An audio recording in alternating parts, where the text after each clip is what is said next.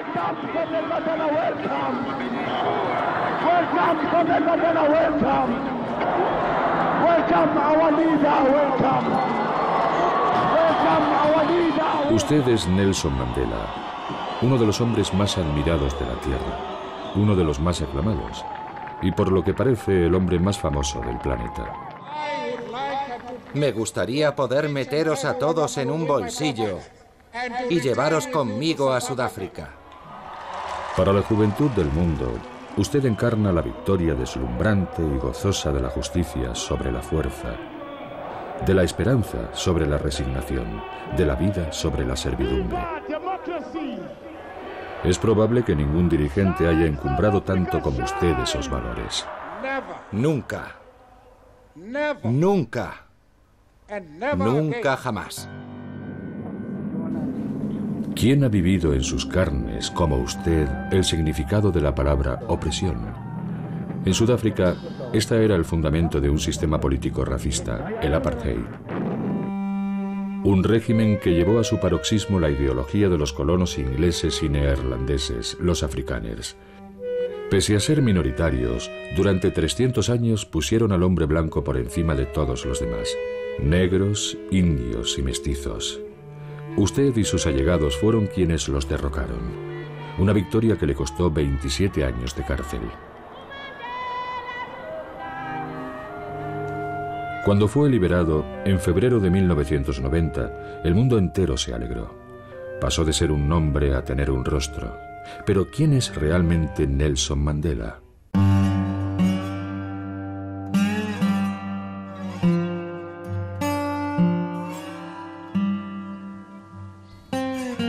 Nace en julio de 1918 en Transkei, una provincia agrícola pobre situada en pleno corazón de Sudáfrica. Su padre es jefe de aldea en Embeso, su tribu, los Tembú, su nación, la Xhosa. Tiene 4 esposas y, siguiendo la tradición, cada una de ellas tiene su propia cabaña. Su padre tiene mucho carácter. Un asunto de ganado le lleva a plantar cara al juez colonial. Es inmediatamente sancionado y lo pierde todo: el poder, sus bienes y el rango social. Se hace agricultor y usted pastor.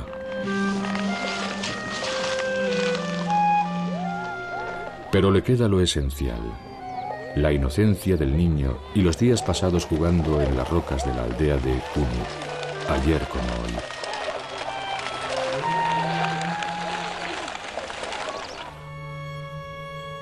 Su padre muere cuando usted tiene 9 años. El mundo de la infancia se desmorona bajo sus pies. En memoria de su padre, el rey de la aldea de Nkwek-Wesbeni decide criarle como a su propio hijo, que se llama Justicia.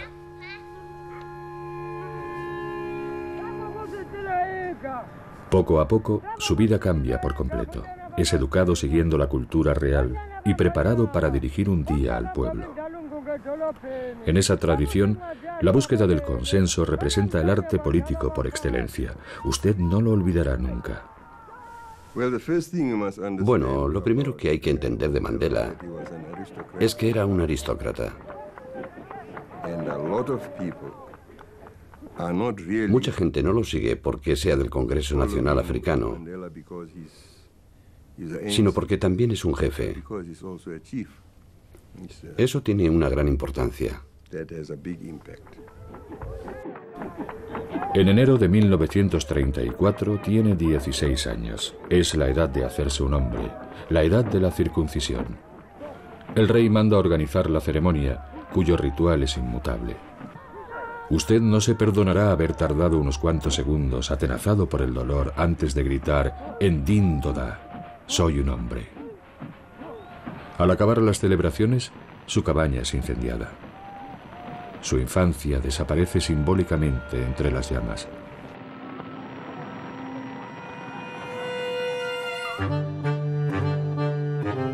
Primera fotografía. Tiene 20 años. Su mirada es seria, el porte altivo, los rasgos resueltos. El rey le regala un traje de 3 piezas, pues le manda a la provincia del Cabo, a la Universidad de Fort Hare, la única de África que admite a los negros y se matricula en Derecho. Aquí es donde se forma la élite negra. Todos sueñan con un mundo mejor. Hablan de política, pero sobre todo sienten que pertenecen a una comunidad más amplia que su clan o su etnia, la de los no blancos. Un día se enfrenta acaloradamente a la administración como representante de los alumnos a propósito de la calidad de la comida. Sanción instantánea. Es expulsado.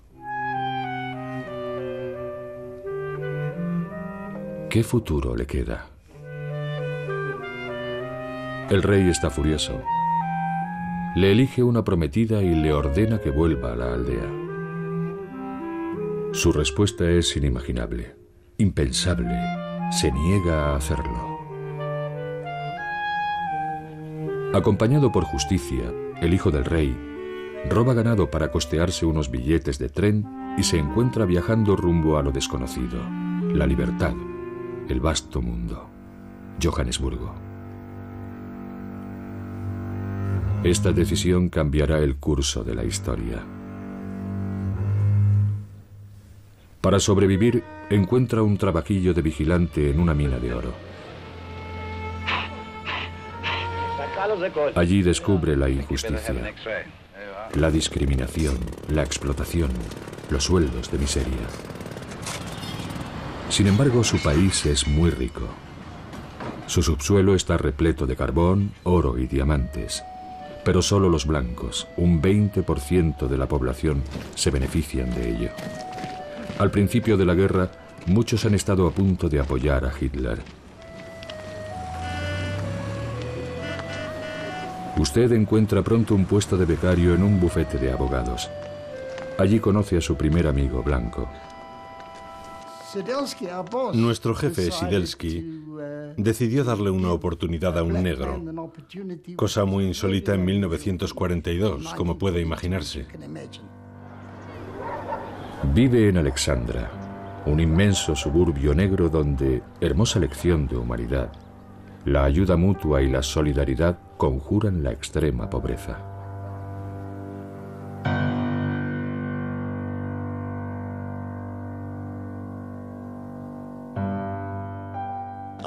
Creo que se guardaba sus opiniones políticas, pero sigo pensando que el hombre que más le influyó fue Walter Sisulu.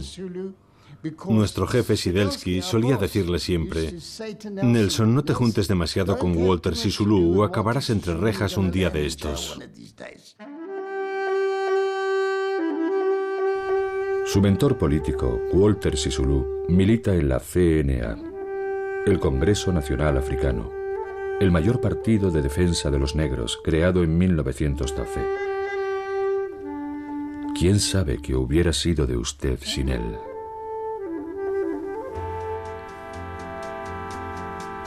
Frente a los blancos que viven en un mundo donde no existen los negros, usted encuentra al CNA demasiado resignado políticamente. Por ello funda junto con Walter Sisulu la rama de las juventudes del CNA, un movimiento radical para el cual la lucha debe enraizarse exclusivamente en África. Adiós pues al comunismo. Este es su primer compromiso político. En las elecciones de 1948, usted no puede votar por ser negro.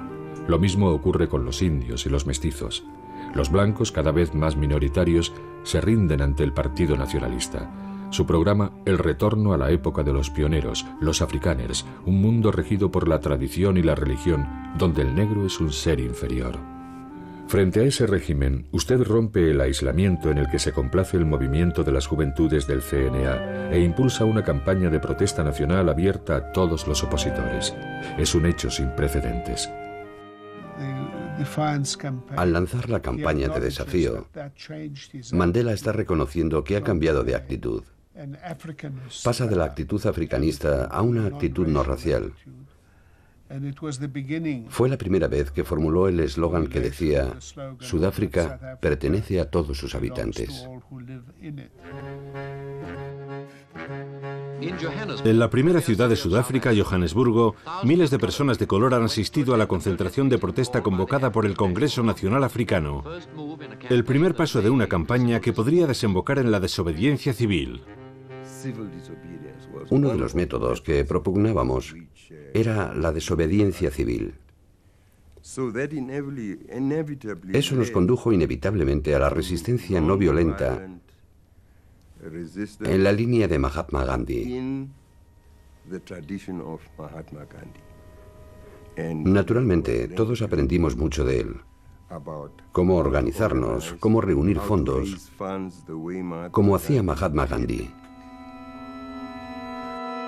Igual que Gandhi, usted es abogado y en 1952 abre un bufete, el primer bufete de abogados negro de Sudáfrica.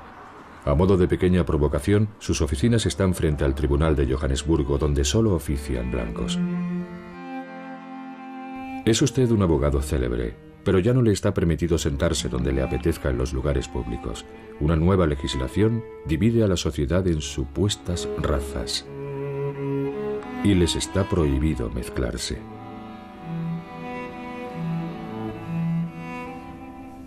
Junto con decenas de movimientos de oposición, adopta usted una Carta de Libertades que aboga por un régimen multicultural y democrático dirigido por el pueblo. El Partido Comunista apoya la Carta de Libertades desde la clandestinidad. En plena Guerra Fría, el gobierno no necesita más pretextos para detener a todos los responsables de la oposición. Entre ellos se encuentra usted, Nelson Mandela. El Drill Hall de Johannesburgo ha atraído a una muchedumbre para la apertura del juicio colectivo por traición a Sudáfrica. Los 152 imputados, africanos, indios, negros del Cabo y europeos, han sido acusados de conspirar para derrocar al gobierno. Miles de personas, sobre todo africanos, se congregaron a las puertas del edificio y más adelante hubo disturbios. El proceso se eterniza durante varios años.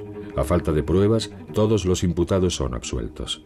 Un cineasta amateur captura su alegría al ser anunciado el veredicto.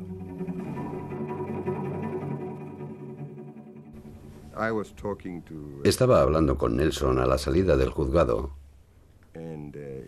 cuando me dijo: Dios mío, ¿has visto esa cosa en el coche?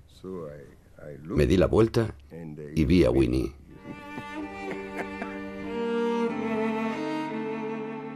Su nueva esposa, Winnie, una joven trabajadora social, se convertirá con el paso de los años en icono del CNA y en la encarnación del sufrimiento de un pueblo. Su apodo, la Madre de la Nación. Juntos tendrán 2 hijos. Este es su nuevo enemigo, Hendrik Verwoerd, durante un tiempo simpatizante de las juventudes pronazis. En 1958 gana las elecciones y asume con cinismo el apartheid, el nuevo nombre del racismo de Estado. Nuestra política lleva un nombre afrikaans, apartheid. Y me temo que ha sido malinterpretada tan a menudo que igual sería más sencillo y oportuno describirla como una política de buena vecindad. Aceptar que hay diferencias entre las personas.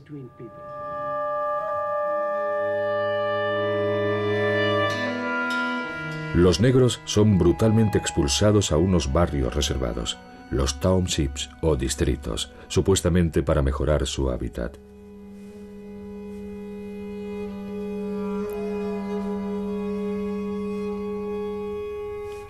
Todos los negros deben llevar un salvoconducto que justifique que están autorizados a estar donde están. La violencia está en todas partes. El drama era inevitable. Lleva un nombre: Sharpeville.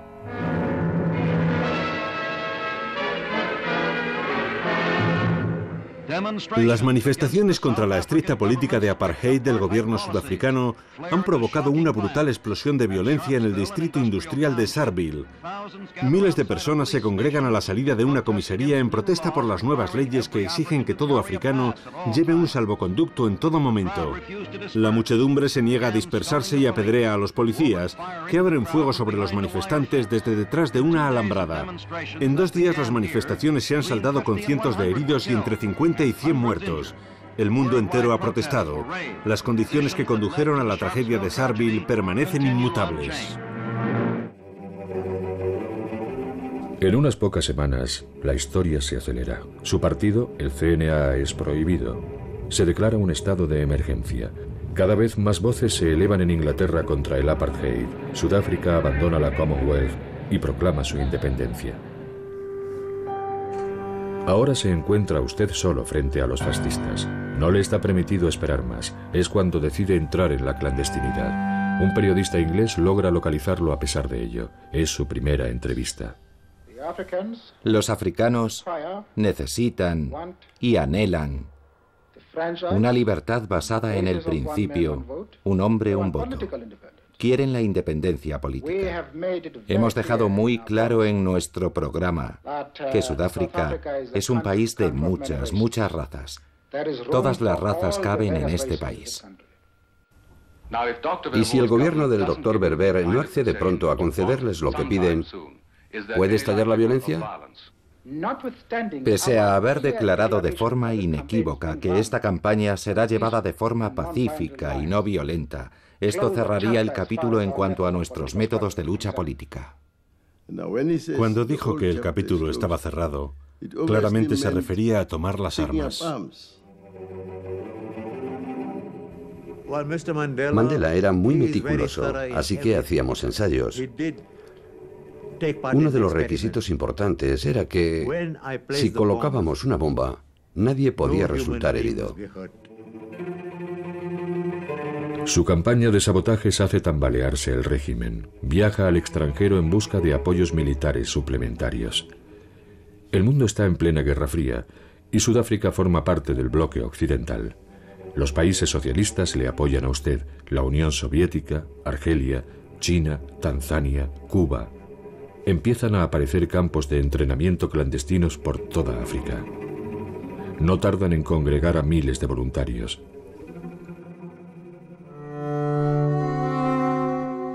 A su regreso a Sudáfrica es detenido.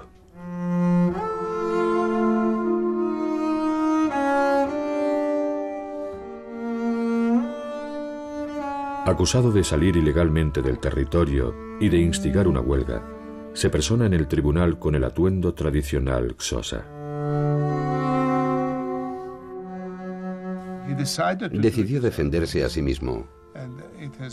Se presentó en el juzgado con un atuendo tradicional y pronunció un discurso que se hizo famoso. ¿Cómo puede ser que yo, un hombre negro, tenga que comparecer delante de un hombre blanco? El fiscal es blanco, el ordenanza es blanco, algo raro pasa aquí. Lo recuerdo de pie en el juzgado, cuando lo condenaron a 5 años de cárcel, en 1962.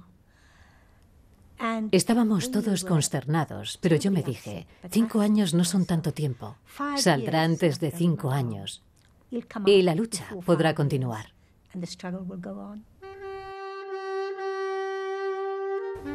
No serán 5 los años que pasará en la cárcel, sino 27.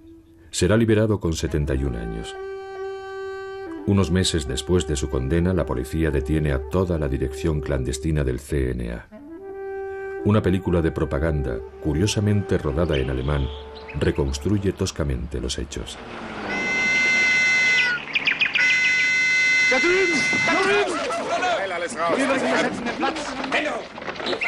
Numerosos documentos hallados durante la investigación le incriminan. Con sus camaradas del CNA es acusado de intento de golpe de Estado. Endlich. Herr Leutnant, ich glaube, Sie haben gefunden, was Sie suchten. Su juicio durará 6 meses. 6 meses con los que contaba la dictadura para acallarle. 6 meses que le convertirán en un mito. He acariciado el ideal de una sociedad libre y democrática, en la que todas las personas puedan convivir en armonía e igualdad de oportunidades. Si es preciso, estoy dispuesto a morir por ese ideal. Cuando el juez dijo, pónganse en pie para oír la sentencia, todos esperábamos que nos condenara a muerte. El mundo entero se moviliza. La dictadura se inclina. Ha salvado usted la vida, pero es condenado a cadena perpetua.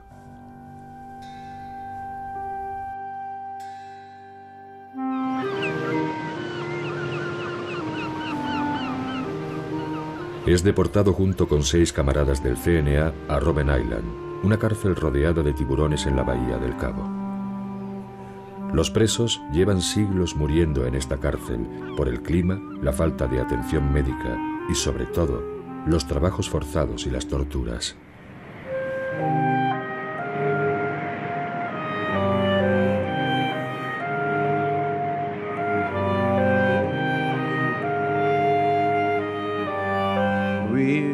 Nos condenaron a trabajos forzados. Nos sentábamos encima de unos bloques de cemento y picábamos piedra con unos mazos de más de 2 kilos. Teníamos que partir las piedras grandes en trozos pequeños y luego hacerlos gravilla. Luego vinieron los trabajos forzados de verdad, cuando nos trasladaron a la cantera y tuvimos que trabajar con pico y pala. Acabábamos con las manos cubiertas de sangre y ampollas.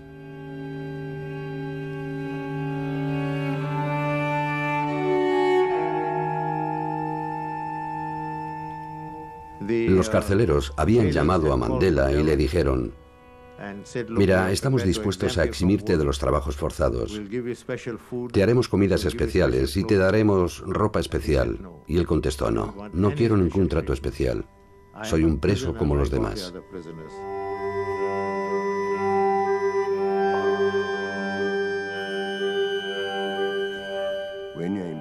El método de Gandhi, cuando estás encarcelado, es tomar las riendas de la cárcel. La principal arma del Estado es que el preso esté aislado como individuo. Según Gandhi, hay que organizar la cárcel, organizar a los presos.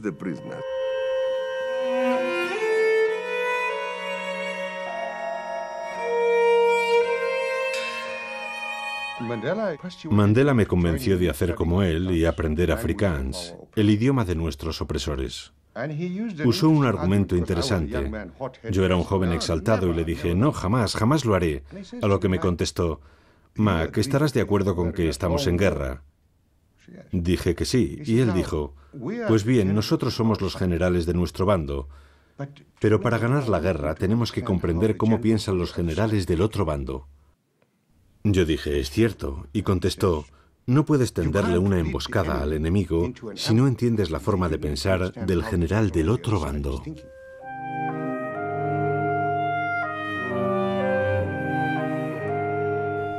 Como dijo él, tenemos que convertir este lugar de castigo en un lugar de aprendizaje. Y eso mismo hicimos. Convertimos Robben Island en una universidad. Ya lleva 13 años encarcelado sin esperanzas de ser liberado. En el continente, al apartheid se suman los problemas sociales cada vez más acuciantes. Aparecen numerosos movimientos de lucha armada. La violencia invade la vida cotidiana. Diezmados, el CNA y el Partido Comunista abogan por la calma. Pero los jóvenes de los distritos no tienen nada que perder. La situación estalla en los suburbios de Johannesburgo, en Soweto.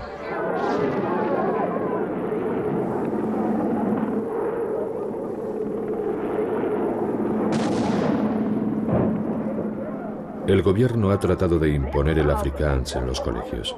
El país está a sangre y fuego. 1000 muertos en los distritos en 6 meses, decenas de miles de detenciones. ¿Estaría dispuesta a sacar una pistola y disparar a alguien en nombre de lo que usted llama libertad? Ahora sé que podría. ¿Lo haría? Ahora sé que podría. Antes no lo creía. Pero cuando vi a mis hijos acribillados en Soweto en 1976, entendí que para defender la libertad estaba dispuesta a hacer lo mismo. En todo el mundo, los movimientos anti-apartheid exigen su liberación. El régimen trata entonces de desinformar a la opinión pública. Para hacer creer que sus condiciones de encarcelamiento son excelentes, se invita a los periodistas y se le exhibe delante de las cámaras.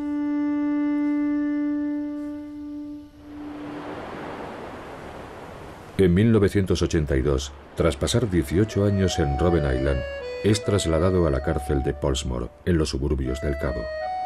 Sus condiciones de encarcelamiento mejoran. Sus parientes y allegados lo tienen más fácil para visitarle.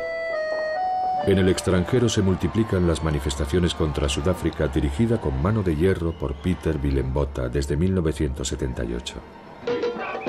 El mundo entero sigue exigiendo su liberación. Empieza el boicot económico a su país. El régimen se queda sin opciones. Estoy dispuesto a liberar al señor Mandela, siempre y cuando renuncie a la violencia como medio para alcanzar objetivos políticos. Por primera vez en 21 años, los sudafricanos pueden oír uno de sus mensajes. Su hija lee en público su carta de rechazo al presidente Botha. Mi padre dice: solo pueden negociar los hombres libres. Los presos no pueden pactar. No puedo, ni voy a comprometerme a nada, mientras ni yo, ni vosotros, el pueblo, seamos libres. Vuestra libertad y la mía son inseparables.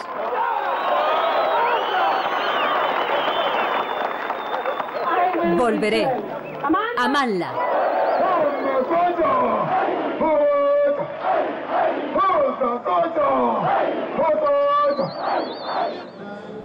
En octubre de 1986, en secreto, empiezan por fin las negociaciones. Tras 23 años de cárcel, usted se siente en una posición de fuerza y rehúsa abandonar la lucha armada.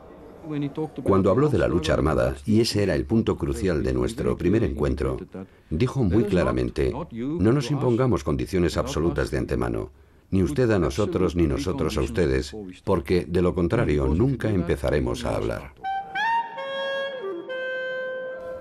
El gobierno acepta sus condiciones. Neil Barnard se reunirá con usted 46 veces antes de su liberación. 46 veces para cerciorarse de que ya no es el militante extremista de los años 50. 46 veces para negociar la transición democrática.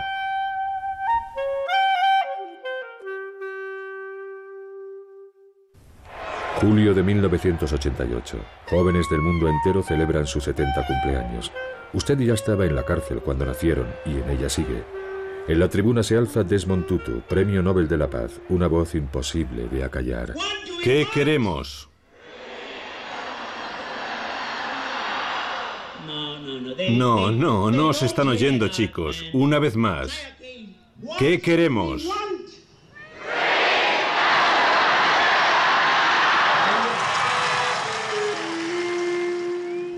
Las autoridades le han trasladado a un centro penitenciario perdido en el campo, lejos de la mirada indiscreta de los periodistas. Las negociaciones se intensifican. El 5 de julio de 1989 es recibido en secreto por el presidente de la República.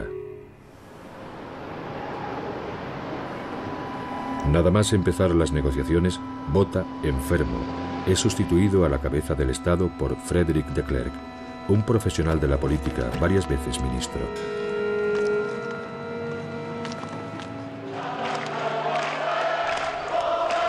Primera señal de cambio. Decenas de miles de personas son autorizadas a manifestarse en el Cabo. Es una novedad.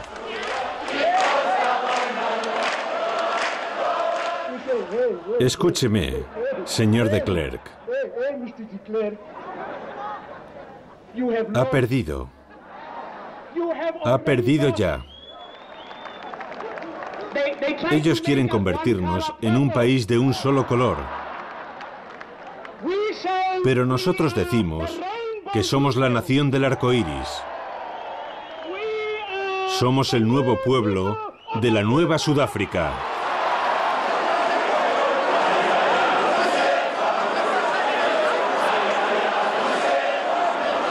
Unas semanas más tarde, con su consentimiento, sus principales compañeros de lucha son liberados tras 26 años de encarcelamiento.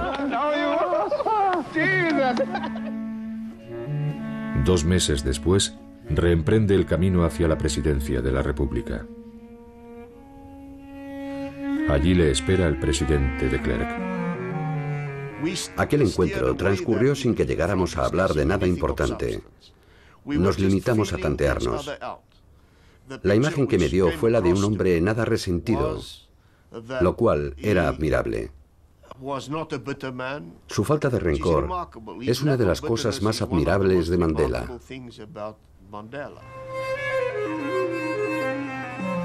Regresa a su cárcel dorada sin haber cedido en un punto capital. No avanzarán las negociaciones sin un desmantelamiento total del apartheid. Pragmático, de Klerk tendrá la habilidad de participar en el curso de la historia.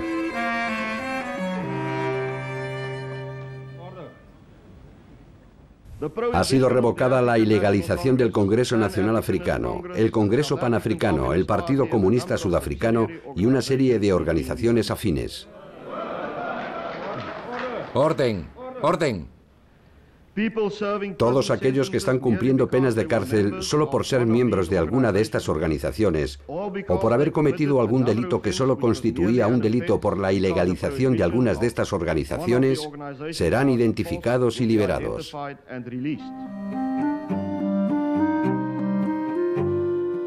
A su liberación en febrero de 1990, tiene usted 71 años y el futuro de Sudáfrica descansa sobre sus hombros.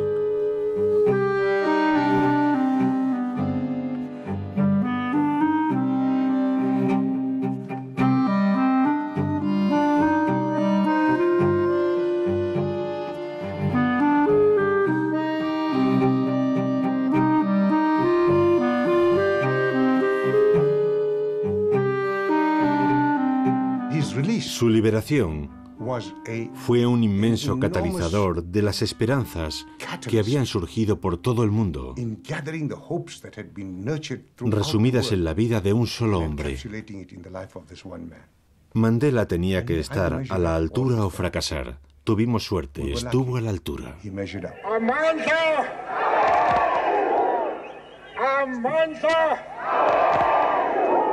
Y África.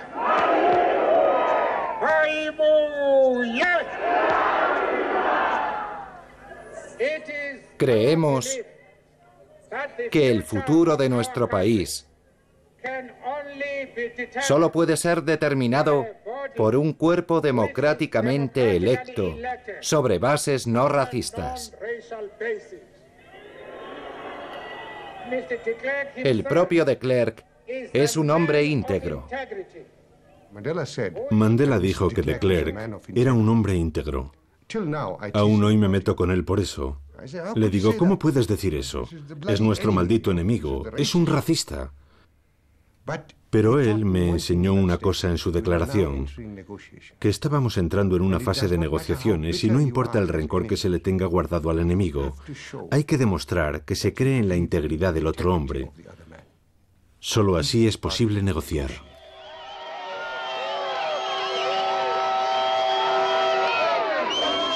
Dos días después, cientos de miles de habitantes de Soweto, su suburbio de Johannesburgo, festejan su regreso. Desde hace 27 años, usted era un nombre. Pronto se le pondrá un rostro.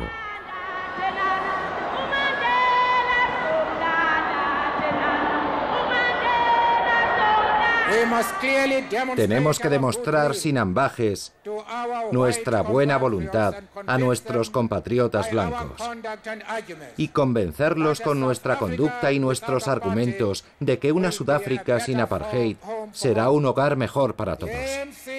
El CNA proseguirá la lucha armada contra el gobierno mientras continúe la violencia del apartheid.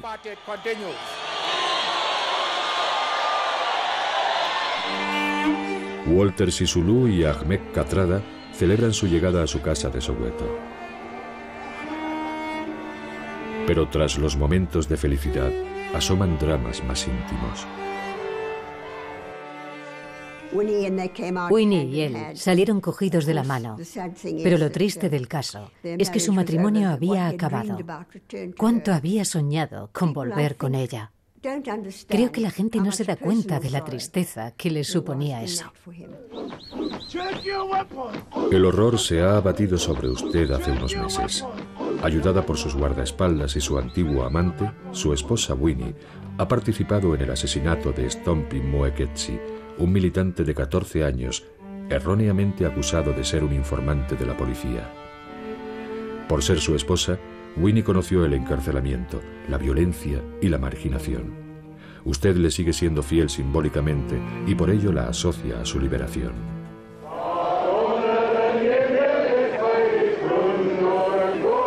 Cristaliza el odio de la extrema derecha, que no oculta su fascinación por los nazis. Paralelamente, en el país estalla una violencia reprimida durante demasiado tiempo, como si su liberación justificara todos los excesos. Se está gestando una guerra civil. Usted solo cuenta con sus palabras para detenerla.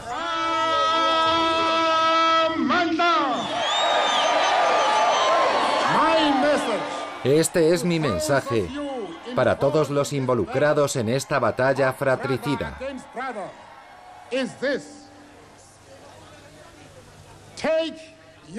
Coged vuestras pistolas, cuchillos y machetes y tiradlos al mar.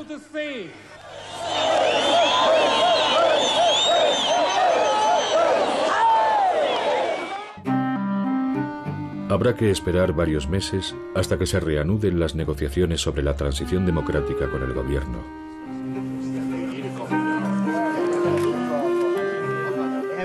Todo se podía debatir.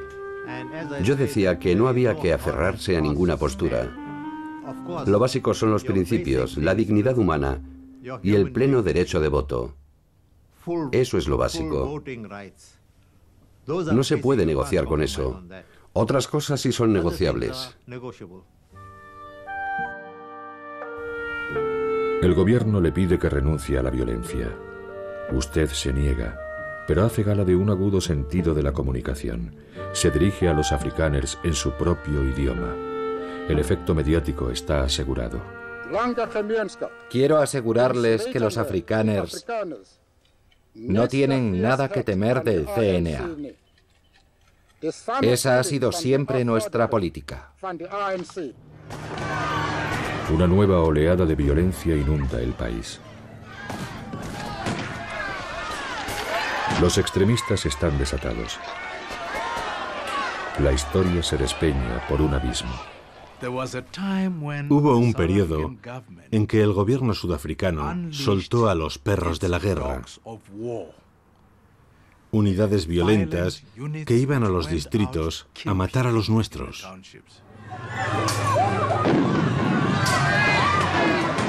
Los partidarios de la fuerza esperan que usted reaccione ante la violencia con más violencia. Era un pretexto para mantener el apartheid. No entendemos que deba morir tanta gente cuando el gobierno tiene un ejército y un cuerpo de policía fuertes, eficientes y bien equipados. Somos muy críticos con la forma en que el gobierno está lidiando con la violencia. Su negativa a ceder a la violencia impresiona y consolida a sus aliados en el mundo entero, donde se le acoge como un jefe de Estado. Se saluda su valentía y se le convierte en un icono. Se reanudan las negociaciones. Usted es más fuerte que nunca y las emprende sin haber renunciado formalmente a la violencia. El presidente de Klerk considera su postura inaceptable. Tendremos un partido que sujeta una pluma con una mano, pero reivindica su derecho a llevar un arma en la otra mano. Básicamente, eso no puede conducirnos a un proceso verdaderamente pacífico, realmente negociado.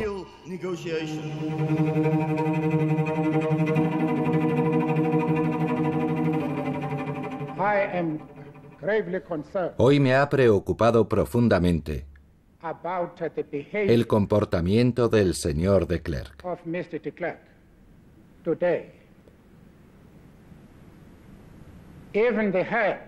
Hasta un régimen tan ilegítimo, desacreditado y minoritario como es el suyo, tiene que defender ciertos estándares morales. Desde mi punto de vista, ese día cambió el equilibrio del poder sin lugar a dudas.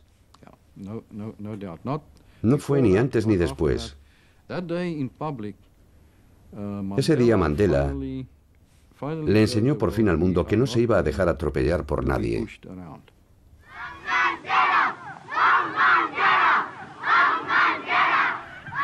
La historia se tambalea. La extrema derecha asusta cada vez más y amenaza con sabotear la transición democrática. De Klerk juega el todo por el todo y organiza un referéndum sobre la prolongación de las negociaciones con el CNA. Es la última vez que solo tienen derecho de voto los blancos. El sí se impone con el 68% de los sufragios. Damas y caballeros, el día de hoy permanecerá en nuestros anales como una de las inflexiones más fundamentales de la historia de Sudáfrica. Hoy hemos cerrado el libro sobre el apartheid.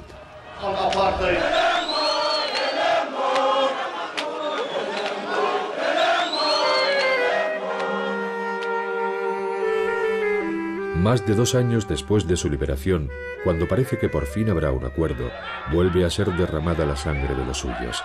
Quienes la han derramado son negros. Negros del Inkatha, que es el partido de los Zulus, el gran pueblo de Sudáfrica, minoritario en el CNA. Su líder, Buthelezi, está dispuesto a lo que sea para que usted no dirija el país, lo que sea. Es decir, declararle la guerra al CNA. Se saldará con miles de muertes.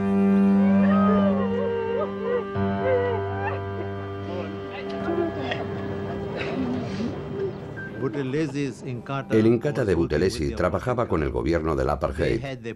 Tenían gente entrenada por el gobierno sudafricano para fomentar la violencia, así que había muchas tensiones.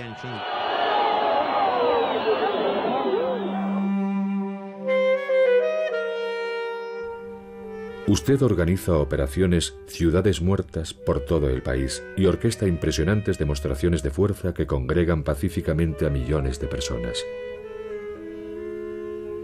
Ahora más que nunca el pueblo está con usted.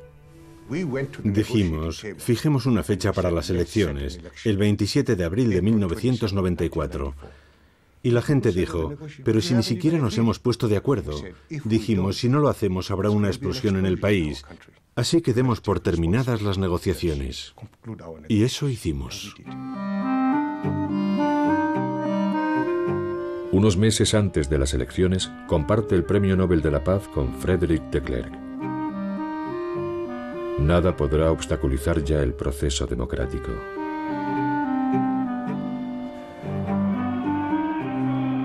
Usted tiene 76 años, pero emprende su primera campaña electoral como un muchacho.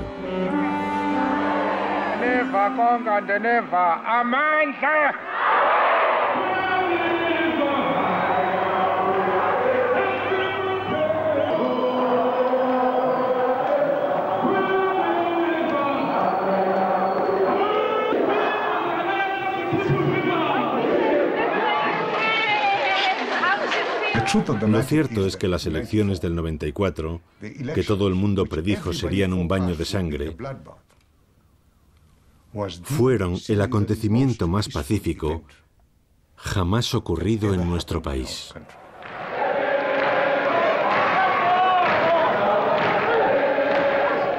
Con más del 60% de los votos, se convierte en el primer presidente de una Sudáfrica democrática y multirracial. El combate de toda una vida. Nunca África había acogido a tantos jefes de Estado al mismo tiempo. Todos han acudido a celebrar la victoria del débil sobre el poderoso, el derecho sobre la fuerza, la esperanza sobre la resignación. Yo, Nelson Rolihlahla Mandela, juro fidelidad a la República de Sudáfrica, por la gracia de Dios.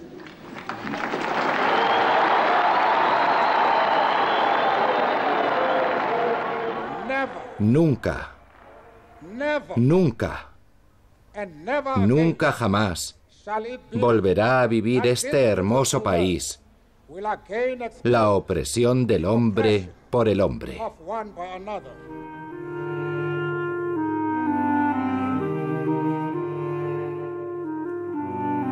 Nada más ser elegido, sorprende a la opinión pública anunciando la composición de su gobierno. Fiel a su táctica, confió un ministerio a todos sus antiguos enemigos para vigilarlos mejor. Están todos, de Klerk de vicepresidente, Buthelezi, el jefe zulú, de ministro del Interior, e incluso Pik Botha, el antiguo ministro de Asuntos Exteriores del Apartheid, de ministro de Energía.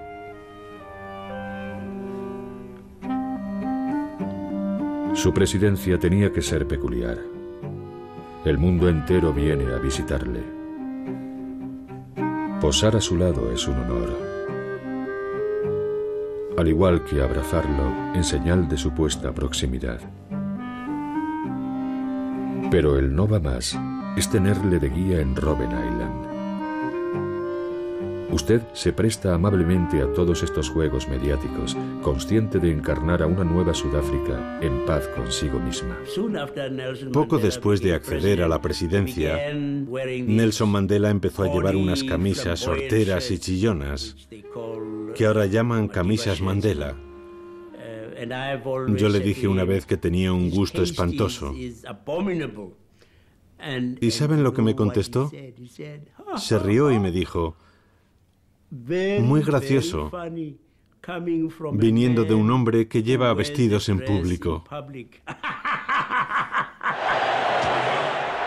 Como todos los grandes tácticos, nunca hace lo que se espera de usted.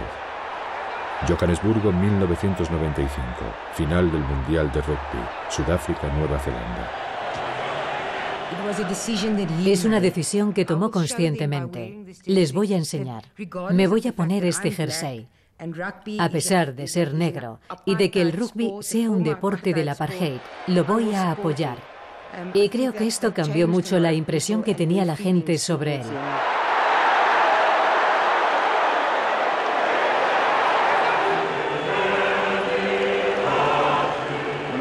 Cuando subí al estrado para recoger el trofeo de manos de Nelson Mandela, me tendió la mano y me dijo: François, muchas gracias por lo que ha hecho por este país. Y le contesté: no, señor presidente, gracias a usted por lo que ha hecho por este país. Algunos llegarán a decir que ese día nació simbólicamente la nueva Sudáfrica multirracial.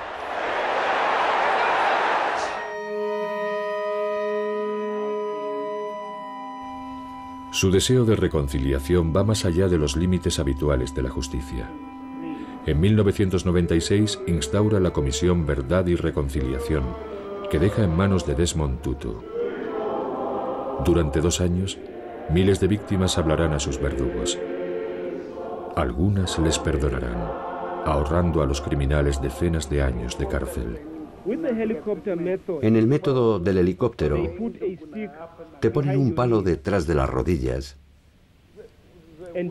y te cuelgan boca abajo. Cuando te hacen esto, te ahogas.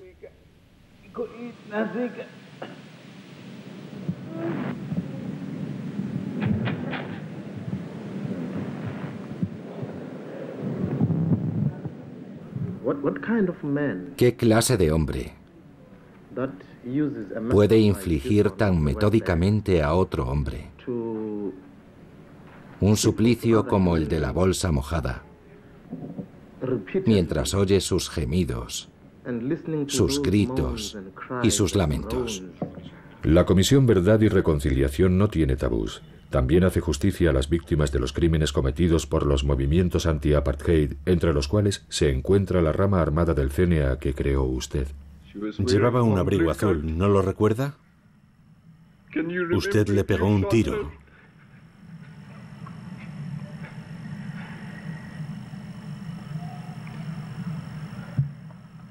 Me gustaría que todos y cada uno de ustedes me miraran a la cara y me dijeran que sienten lo que han hecho.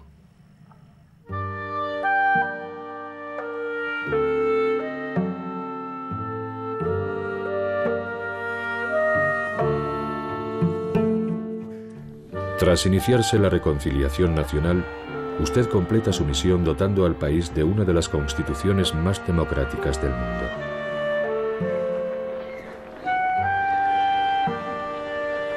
Ha llegado por fin el momento de que se ocupe de su propia felicidad personal.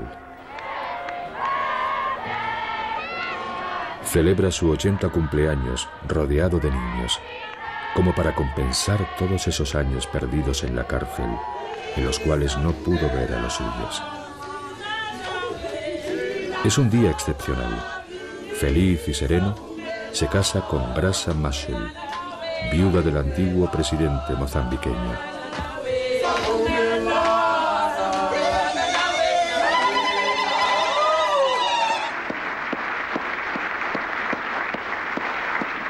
Unos meses más tarde, decide no presentarse para un segundo mandato presidencial y se retira de la vida política.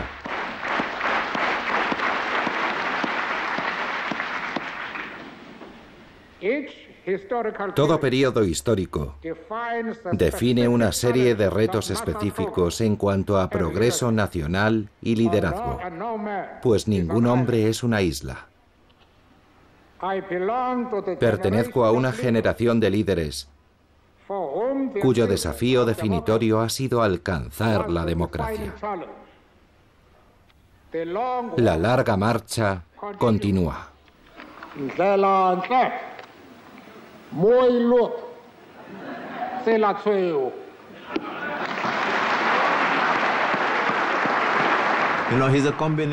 Mandela es una combinación de varias cosas, ¿sabe? Es un campesino, es un aristócrata, un demócrata. No se le puede etiquetar. Es una combinación de varias cosas, pero siempre insiste en una cosa: no soy ningún santo. Mandela, Mandela, Mandela.